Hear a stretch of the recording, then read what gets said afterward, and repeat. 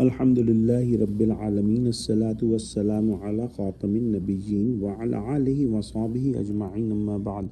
Fa'udhu billahi minash shaitanir rajim. Bismillahir rahmanir rahim. Qala Allahu ta'ala fi Surah Bani Israel.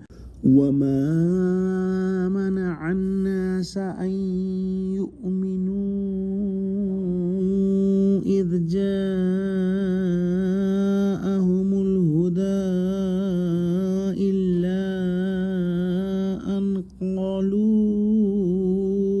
أَبَعَثَ اللَّهُ بَشَرًا رَسُولًا قُل لَّوْ كَانَ فِي الْأَرْضِ مَلَائِكَةٌ يَمْشُونَ مُطْمَئِنِّينَ لَنَزَّلْنَا عَلَيْهِم مِّنَ السَّمَاءِ مَلَكًا رَّسُولًا.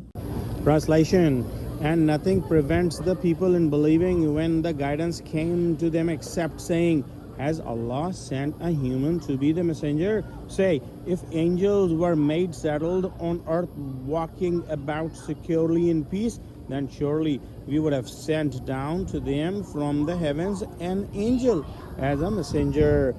Allah subhanahu wa ta'ala has sent the radiant light of guidance to humanity, yet even when the light reached them, they refused to open their eyes.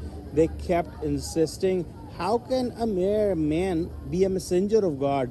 If God wanted to send a prophet, he would have sent an angel from the sky. How can a human being be entrusted with divine revelation? In Allah's wisdom, Allah subhanahu wa ta'ala reminds us that if the earth had been inhabited by angels, then indeed he would have sent an angelic messenger. But if an angel were to come in its true form, the human eyes and hearts could not bear it, let alone benefit from it. And if that angel took on human form, people would still doubt, saying, it looks like a man, but he does not have the desires and needs of a common man. So how come he be a role model for us? He has the form of a human, and we are fully human. We have stomachs that hunger, desires that must be controlled. Angels have none of these needs, so how could a human angel guide us? The truth is, they simply did not want to understand or accept the truth. Their demands and questions were nothing more than a testament to their stubbornness, ignorance, and arrogance. An important point to understand is the objection raised by those people is not limited to that time and to the past. When the messenger, peace be upon him, appeared in human form, the people rejected his prophethood precisely because of his humanity. Today, in contrast, when the human messenger is no longer physically among us, some people go to opposite extreme. They deny his humanity altogether and elevate him beyond the human realm.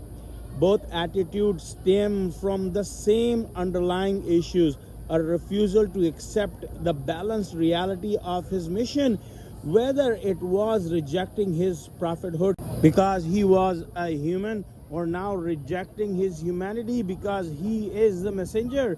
It is the same disease manifesting in two different forms, and the background is the arrogance of humans who think that they need some special creation for guidance, and they do not want to accept that a human role model can be a messenger, and Allah knows the best. Let's pray that Allah subhanahu wa ta'ala give us true understanding of Quran, connect us with the truthful people, and make us steadfast on the straight path. Oh Allah, help Muslims, unite Muslims.